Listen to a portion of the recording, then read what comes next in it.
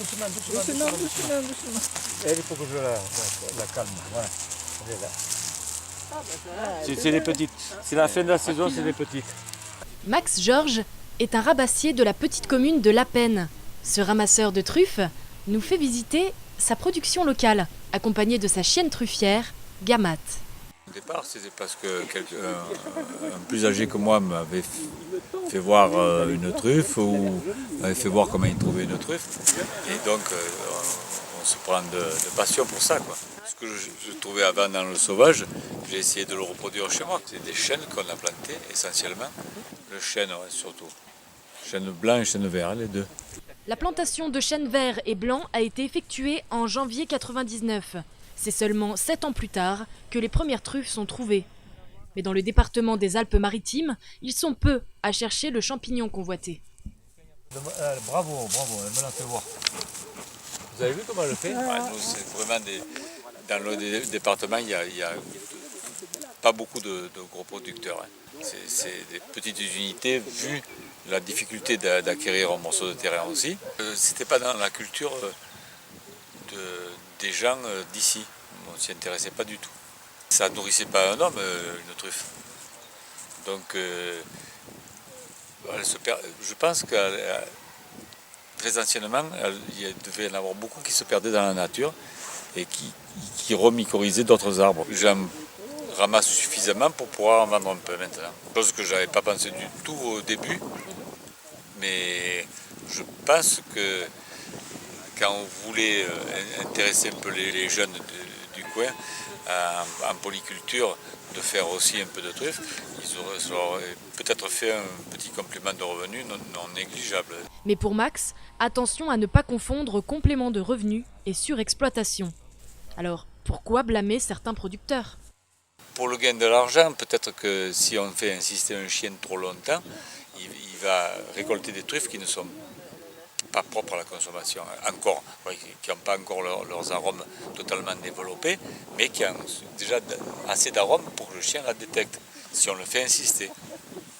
Mais moi, je vois ma chienne, elle va un peu où elle veut, et elle me fatigue un peu plus, parce qu'il faut que je marche un peu plus.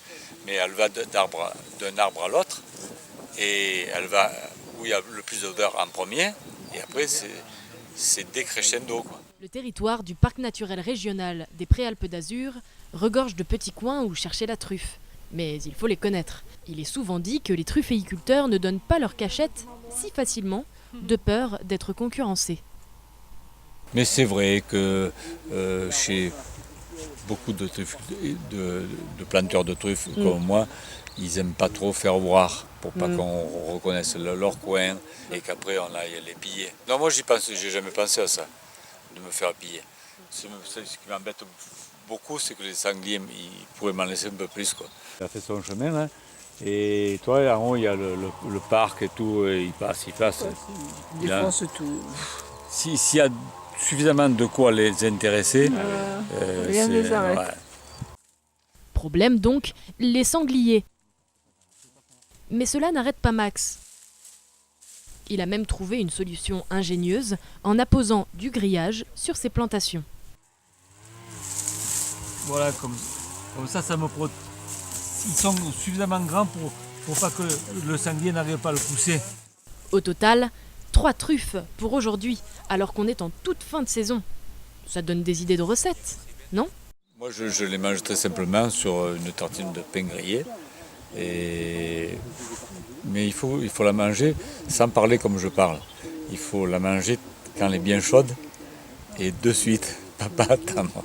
Donc cru sur du pain, mais il faut en mettre bien. Il faut bien que la tranche de pain, on ne la voit plus dessous, quoi. Ouais.